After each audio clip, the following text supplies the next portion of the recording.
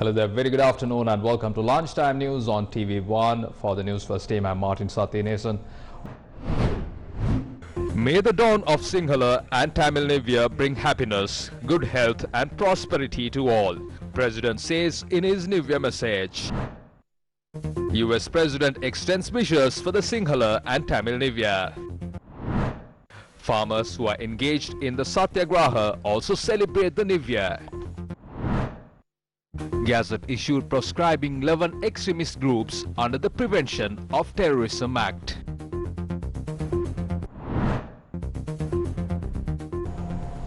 President Gotabaya Rajapaksa performed New Year rituals today.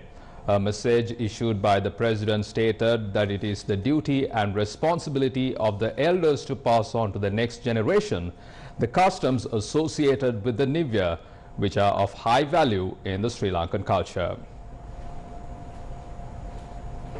The Sinhala and Tamil New Year dawned at 2:33 a.m. today. In the midst of many challenges, the people of Sri Lanka welcomed the New Year, wishing the country prosperity. The Nakatsetua cites that the Nunagate commenced at 8-9 last night. Accordingly, the people engaged in religious observances following COVID-19 health protocols.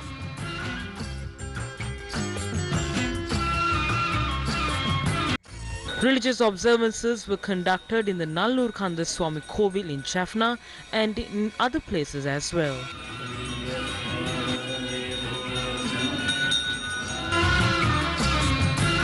The Sinhala and Tamil New Year dawned at 2:33 a.m. today. According to the Nakatsetua, the time for preparing of meals began at 6:17 a.m. today.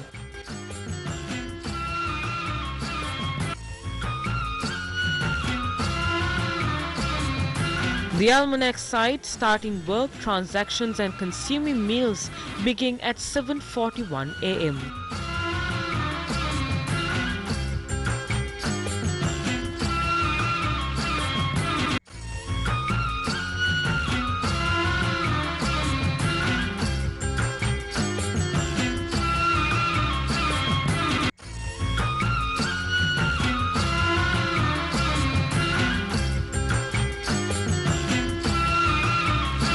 Planting of trees should be carried out at 6:40 a.m. on Friday, the 16th of April, facing east. The auspicious time for the anointing of oil falls on Saturday, the 17th of April at 7:16 a.m., dressed in blue and facing south. President Gotabaya Rajapaksa, Prime Minister Mahinda Rajapaksa and opposition leader Sajith Premadasa extended their wishes for the Sinhala and Tamil New Year. President Gotabaya Rajapaksa in his message stated, "May the dawn of the Sinhala and Tamil New Year bring happiness, good health and prosperity to all." The Sinhala and Tamil New Year is our principal cultural festival. He noted we have a strong belief that the prosperity of the coming year will be the result of all our citizens performing the rituals at the same auspicious time. Prime Minister Mahinda Rajapaksa in his New Year message requested, "At the dawn of the New Year, let us all resolve to strengthen our ties with each other and rise to the forefront of the world as a Sri Lankan nation. It is time to embark on a new path towards a prosperous country, facing all the challenges with a new mindset and with fresh aspirations. The government is striving to reduce the burden on people and create a prosperous future for the nation." In a congratulatory message on the occasion, leader of the opposition Sajith Premadasa said, "The cultural festivals such as the Sinhala and Tamil New Year, which highlight the value of life with nature, are essentially a blessing to society and the world." The leader of the opposition states that the New Year, a special event that teaches the lesson of prosperity, has dawned this year, while citizens are entangled in a dilemma of how to prepare a clean meal. Sajith Premadasa's message says that at a time of misfortune, nature has quietly taught all the people how to think anew. ලැබුවා වූ 2021 නව සිංහල හින්දු අවුරුදු උදාව We wish you all the best of luck in your endeavor to overcome the personal problems of your life as well as the tasks you face socially, which will bring free and peaceful economic prosperity to all the people of Sri Lanka with the dawn of the Sinhala and Tamil New Year 2021. Bless you. we have been able to control the spread of COVID-19 up to a certain extent, especially with the intervention of the government. Therefore, I wish you all a healthy, happy and a prosperous new year and a new future. විශාල වශයෙන් අපිට පුළුවන් වෙලා තිබෙනවා පාලනය කර ගැනීමට. ඒ නිසා ඔබ සැම සියලු දෙනාටම සෞඛ්‍ය සම්පන්න නිරෝගීමත් වාසනාවන්ත සුබවාදී නව වසරක් නව අනාගතයක් උදා වේවා කියා මම ආශිර්වාද කරනවා. US President Joe Biden led his country in greeting Indian Americans, South Asians and Southeast Asians on the eve of their New Year. In his message, he said both he and his wife send their warmest wishes to the South Asian and Southeast Asian communities who are celebrating the incoming New Year this week. He tweeted, "Happy Bengali, Cambodian, Lao, Myanmarese, Nepali, Sinhalese, Tamil, Thai and Vishu New Year." Farmers of Valsapugala continued their satyagraha even as the country celebrated the Sinhala and Tamil New Year today. The satyagraha that has been launched demanding a managed wild elephant reserve in Hambantota entered the 88th day today. The request of these farmers is to gazette a managed wild elephant reserve in Hambantota. Farmers of 86 leading farmers organizations have joined hands in support of the Satyagraha campaign. Agrarian organizations across Sri Lanka have also expressed their support for the campaign, calling for a permanent solution to the human-elephant conflict. The Satyagraha launched in Mahiyangania in solidarity with the farmers of Valsapugala continued for the 29th day today. The Satyagraha is being staged demanding a wild elephant management reserve in Hambantota and a permanent solution to the human-elephant conflict in the area. Residents of Tissapura, Sorabura, Gamunpura, Galporiyaya, Mihigahapitiya, Orubandivavu and several other areas joined the Satyagraha and performed New Year rituals at the Satyagraha site this morning.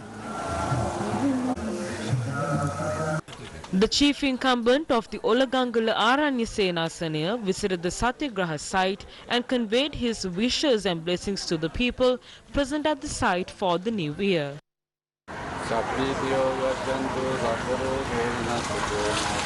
The Satyagraha launched by the farmers of Madhavachir continue for the 27th consecutive day today. People of Halambugaswava, Valpola, Hirikada, Tulavelliya, Mailagaswava, Ulpadgama, Kadahatuwava, who are battered by the wild elephant issue, also joined the Satyagraha. The farmers performed the New Year rituals at the site of the Satyagraha today.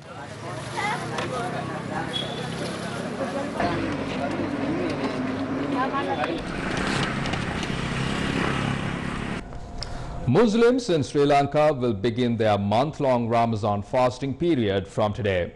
The Colombo Grand Mosque announced on the 12th that since a new president was not sighted in the country, the decision was reached to commence a fast from today, the 14th of April. After fasting for a month with the sighting of the new moon, the Muslims will celebrate Ramadan festival.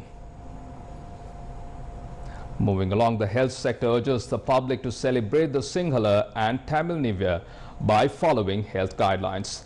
Director General of Health Services Specialist Dr. Asela Gunawardana requested that the New Year celebration be only restricted to close family relatives.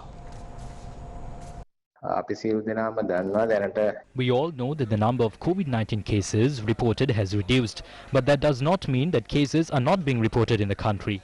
There are cases being reported and we are celebrating the dawn of the New Year against such a backdrop.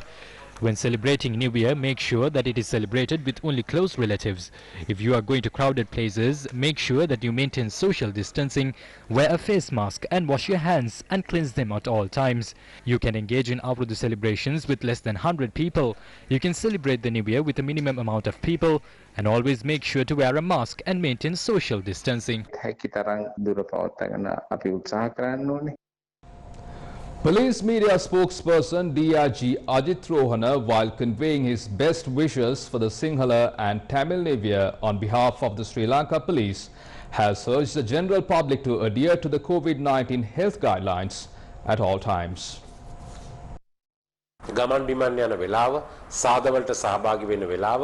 ensure that COVID-19 health guidelines are followed at all times during this festive season. The police urges the general public to provide its support in preventing the spread of the virus. Permission should be obtained before conducting events organized in line with the Sinhala and Tamil New Year. Action will be taken under the Quarantine and Prevention of Diseases Ordinance against those who conduct such activities without obtaining permission from the relevant authorities. Meanwhile, police officers have been deployed in uniforms and civil attire to monitor the situation in public places, following a circular issued by the police headquarters. Statistics indicate that most of the deaths and injuries due to accidents had occurred on the 14th of April. A special operation is also underway in keeping with the circular issued by the police headquarters to detect those driving under the influence of liquor. The operation will run from 9 a.m. today to 6 a.m. tomorrow. මේ මෙහෙයුම ක්‍රියාත්මක කරන්නේ විශේෂ සෑම වාහනයක්ම පාහේ පරීක්ෂාවට ලක් කරනවා බීමත්කම මද්‍රව්‍ය භාවිතය ඒ වගේම බලපත්‍ර මේ සියල්ල පරීක්ෂාවට ලක් කරනවා. An extraordinary gazette has been issued banning 11 extremist groups under the Prevention of Terrorism Act. According to the gazette, these groups have been proscribed for ensuring peace within the country in the interest of national security, public order and the rule of law. The Gazette proscribing 11 extremist groups prohibits membership, leadership and wearing, displaying, hoisting or possession of the uniform, dress, symbol, emblem or flag of these entities. It adds that any person who acts in contravention of these regulations commits an offence will be sentenced to a term of imprisonment not exceeding 20 years. We bring to a close this edition of Lunchtime News on TV1. On behalf of the Newsfirst team, we wish our viewers a very happy and a prosperous Sinhala and Tamil New Year. For the Newsfirst team, I'm Martin Satyanesan. You have yourself a wonderful day.